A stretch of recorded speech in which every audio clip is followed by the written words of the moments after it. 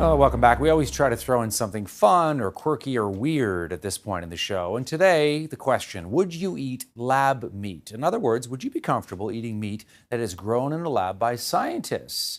That's yes, meat, beef, chicken, pork, but instead of slaughtering animals, their cells are used in a lab to grow the meat, meaning, to borrow a phrase, no animals were harmed in the process. Been some pretty incredible advances that have been made. The first restaurant, in fact, that serves this kind of stuff opened back in 2021 in Singapore. And in a big development in North America, in June of this year, the U.S. Department of Agriculture gave its approval to two different companies, Upside Foods, Good Meat, both for cultivated chicken, and they will soon be selling that. All right, Neil Headley, yes or no? Would you eat lab meat? Look, with all the stuff that they inject into livestock and into their feed these days anyway, I assume that the food that I'm eating has had more contact with someone in a lab coat than in coveralls to begin with. So why not? It's not a big leap from where I already am. Deirdre, Alberta, beef country. What do you think? I think I have read a little bit about that, and the chicken, apparently they're good on texture. They're struggling a little bit with the beef at the moment.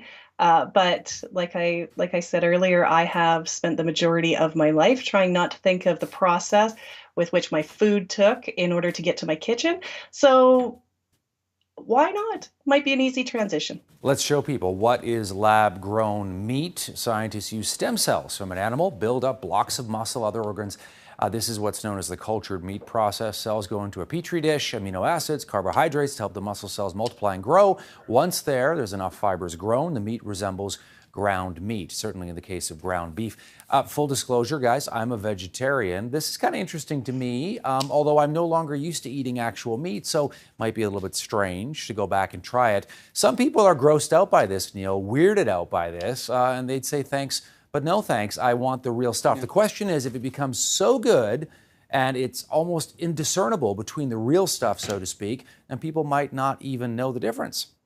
Yeah, frankly, I was okay until you said petri dish. Look, I mean, the nice thing is it comes out of the petri dish already shaped like a hamburger patty. I mean, why not? We're going to give this stuff to our astronauts and people going to live on Mars and whatnot. Why not get the jump on it? I'm in, as long as you're buying. The other thing is there's obviously some benefits to this because we know that, of course, the way that cows are raised in particular can contribute, let's get back to our first topic, global warming and all the methane that's created. So this lab-grown beef requires 45% less energy use, 99% less land use, and produces, wait for it, 96% fewer greenhouse gas emissions. And by the way, the very first lab-made hamburger back in 2012, and it cost $325,000 to produce. Last word to you on this, Deirdre. Does that change the equation for some people, do you think? I think it does. I think that's been something that I think has been highlighted over the last few years, is just how expensive it really is as far as our land use and water and feed and like caring for livestock. It's a very expensive venture. So the idea that we need to look at something else, or the idea that we could, animal rights activists have been on this forever. So, is it possibly the way of the future?